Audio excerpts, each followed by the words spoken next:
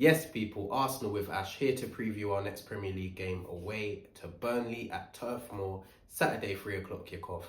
And it's another big one.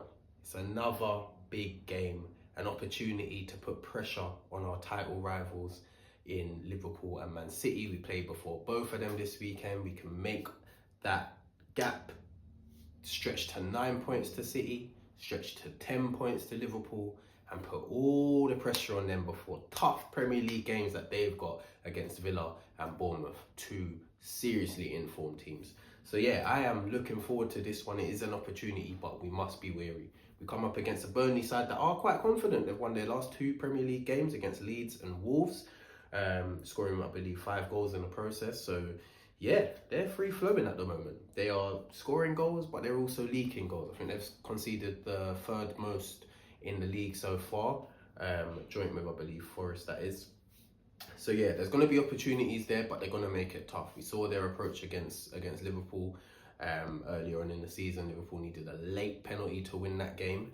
So yeah, they're going to make it tough for us, but we just have to be professional. We're going to get a lot of the ball. They're going to try and break on us. So we just need to make sure that when we do lose that ball, we get our defensive shape really quickly. We press them quickly, win that ball back quickly, and give them no opportunity to get out and suffocate them. And as long as we're patient and we keep plugging away, the opportunities will come. And if they don't, we've got our weapon, set pieces. Yeah.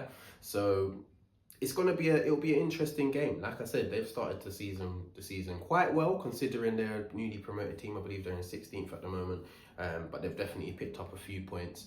And them, along with like Sunderland and Leeds, compared to the promoted sides from last season, have done so much better so far. So yeah, they've got some dangerous players. That's Allow Foster, and they've got Leslie Ogochukwu. I've said that. I think I've butchered his name, but obviously the boy I know from Chelsea. They've got Jadon Anthony as well, decent little player. So yeah, they've got some decent players. And Scott Parker, a young, innovative coach. He definitely knows the game well. Was quite high of praise of us, actually, because obviously we've been getting a bit of slack in the media and from rival fans about our approach to games, which I think is absolute nonsense. It's just trying to pick at something for an Arsenal team that's been pretty much invincible in terms of our recent form since the start of October, where we've not conceded a goal, let alone dropped any points. But obviously a lot of our goals have come from set pieces. And the thing is, what people don't realise is we play the highest defensive line in the country. We come up against teams that sit deep throughout the majority of games against us to try and not give us any space. So we've got to find another weapon to break the deadlock. And if that's going to be a set piece, it's going to be a set piece. We're amazing at it, so why not use it? Do you know what I mean?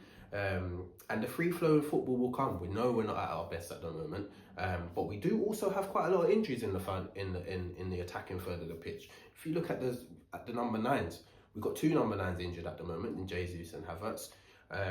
We've got Madueke, who's out injured as well. Martinelli's now injured. Odegaard's been injured for most of the season. So as soon as those players start to come back and we have different options in attack that can cause different problems, then we'll become more unpredictable and cause teams a lot more problems. So yeah, I have no concern at all, and I just want us to keep winning games. And if we keep the clean sheets as well, listen, we've got a massive chance of winning this title. These next 2 Premier League games are huge. Yes, we've got to focus on Burnley first. Sunderland away is huge as well. We come up against another newly promoted team, a team that's doing even better than Burnley, going to cause us a lot of problems, but we've got a massive opportunity, because I've told you about Liverpool and City's games this weekend. They then play each other.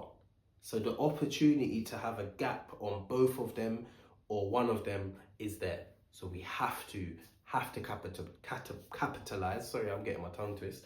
And just take the opportunity to increase the gap and really push towards that title. I know it's still early days, but they all matter. All these games matter and contribute to a title run. So yeah, it's going to be a tough game, but I've got full confidence that the boys are going to go and do the job, and hopefully win this quite comfortably, and then we can put our feet up and watch the rest struggle for the rest of the weekend. But yeah, in terms of my predicted 11, It's going to be David Raya coming back in goal.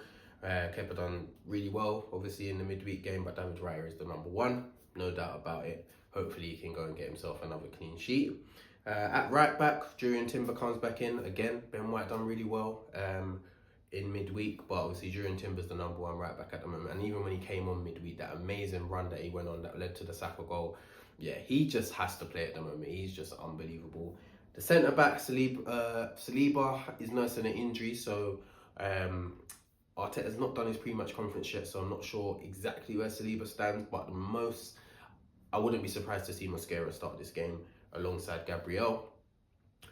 So yeah, that's what I'm expecting. Obviously, Hincapié made his first start against Brighton and looked really good, really sharp. But obviously, Gabriel's the number one choice in that position.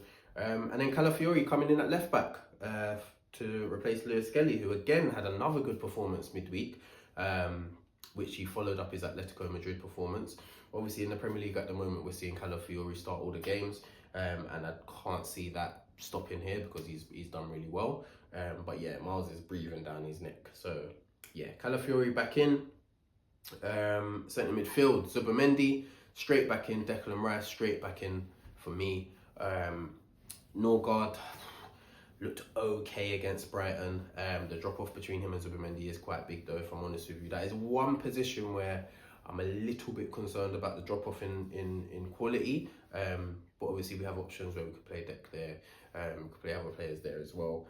And then yeah, Merino comes out for Dec. Merino with a brilliant little contribution to Ethan's goal midweek with that little back heel, that was class. But yeah, Declan back into the team. And then what? It's an interesting one. So in midfield, this is what I would do. As much as I was quite critical of Ethan in the midweek against Brighton, I do want Eze out on that left-hand side. I think he gets more touches of the ball. He can be more influential, especially in games like this where it's so tight and congested in midfield. If we can have someone like an Ethan who can be more of a passer than Eze, we can get Eze isolating the right back, or get him in more dangerous positions and more favourable angles to make those passes over the top to Gyökeres and link up with Declan Rice and switch the play to Saka. Just give him a kind of a free role, similar to how Trossard has been playing out on there. But yeah, Eze obviously has that extra dimension to his game, that extra power that Trossard doesn't have. So yeah, I would personally give Ethan a go there and trust him. And I wouldn't be surprised to see that happen, especially in this game where we know we're going to get a lot of the ball. But yeah, obviously, similarly, I wouldn't be surprised to see Eze starting midfield and Trossard on the left. But yeah, that's how I would start. And then obviously Gyökeres coming back in up front, needs a goal. He's doing everything right, but he needs a goal in the Premier League. So yeah, hopefully he can get that in this game. And then out on the right, obviously Saka coming in for Max. Yeah, Saka obviously the captain at the moment. And yeah, he'll be obviously completely influential. If we win this game, he's going to have a massive influence. So yeah, that's the team I would go with. And I think we can win the game quite comfortably. I'm going to go with a 3-0 Arsenal win. I'm going to go with Gyökeres to get on the score sheet. I'm going to go with Declan to get on the score sheet as well, and Saka to get on the score sheet. So yeah, those are my 3 goal scorers. That's my prediction as well. A 3-0 win, and then we can hopefully go and watch Liverpool and Man City both suffer in their games. So yeah, let me know your thoughts, your comments. What's your score prediction? Who would you like to see in the team as well? Like, share, hit that notification bell. Make sure you subscribe if you're not already. And yeah, we'll see you for the match review.